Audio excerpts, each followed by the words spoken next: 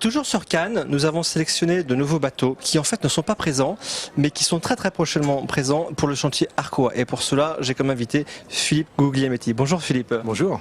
Vous pouvez nous parler un petit peu de l'actualité du chantier, des prochains nouveaux bateaux que vous allez présenter? Oui, alors cette année, sur notre exercice 2009-2010, donc pour l'été 2010, 3 nouveautés majeures qui vont être présentées. Chronologiquement, le premier, c'est le Fishing, qui est un bateau de 42 pieds, donc 12,80 m, motorisé en IPS Volvo D4, donc des moteurs qui permettent au bateau d'atteindre une vitesse de 35 nœuds. C'est le bateau qui est derrière nous ici, juste au-dessus, et qui possède un cockpit fermé à l'arrière, permettant la pêche de combat en fait.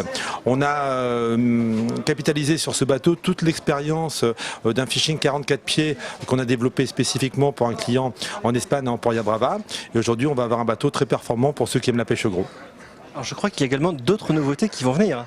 Alors deux autres nouveautés, d'abord un plus petit bateau, l'entrée de gamme en fait pour avoir accès à Arcoa. Le bateau fait 10,80 m, il s'appelle le Cuddy, c'est un bateau qui est un bateau de journée avec une petite cabine à l'avant pour 2 personnes pour passer la nuit et qui fera à peu près 1,80 m de haut, d'où le nom Cuddy, c'est-à-dire le bateau on ne se tient pas tout à fait debout. On pourra également avoir un salon à l'avant, un salon de pont, donc double salon dans ce cas-là, salon à l'avant, salon à l'arrière et un petit toilette.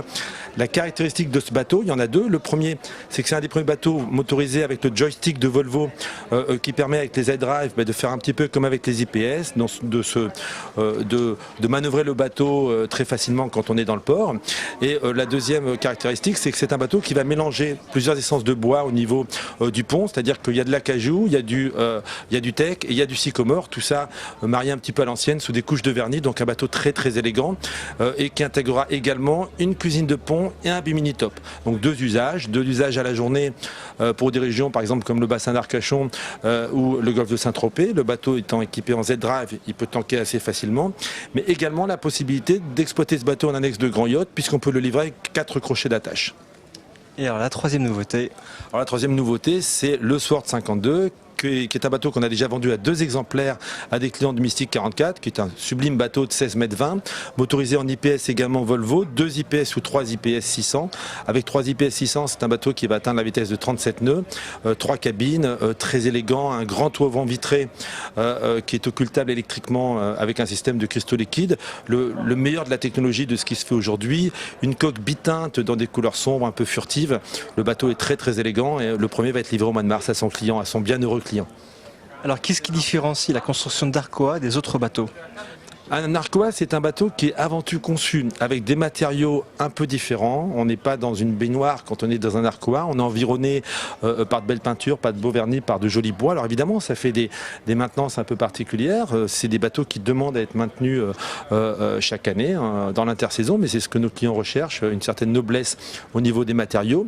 La deuxième caractéristique d'un Arcoa, c'est que ce sont des bateaux dont les agencements de pont sont conçus vraiment pour recevoir des amis ou naviguer en famille. Ce sont des bateaux qui sont conçus pour le mouillage également. Donc un Arcoa, c'est un bateau qui est très agréable, très efficace au mouillage forain. C'est pas un bateau qui est fait pour dormir dans les ports, c'est un bateau qui est fait pour faire de la croisière et pour prendre du plaisir à se réveiller le matin et à plonger dans cette grande piscine qu'est la Méditerranée ou qu'est l'Atlantique et que peut-être n'importe quelle mer du Golfe. On a également des choses très belles en Bretagne autour de l'île de Groix par exemple. Et la troisième caractéristique d'un Arcoa, bien sûr, c'est sa carène. Un Arcoa, c'est un bateau qui est conçu pour fonctionner dans des creux de 2 mètres et pouvoir marcher à 15-20 nœuds dans une mer un petit peu formée. On n'est pas sur un bateau de servitude, on reste sur du yachting, mais nos carènes sont toujours arbitrées pour être efficaces dans une mer légèrement formée, plutôt que d'aller chercher l'ultime 40e nœud qui finalement n'intéresse pas grand monde.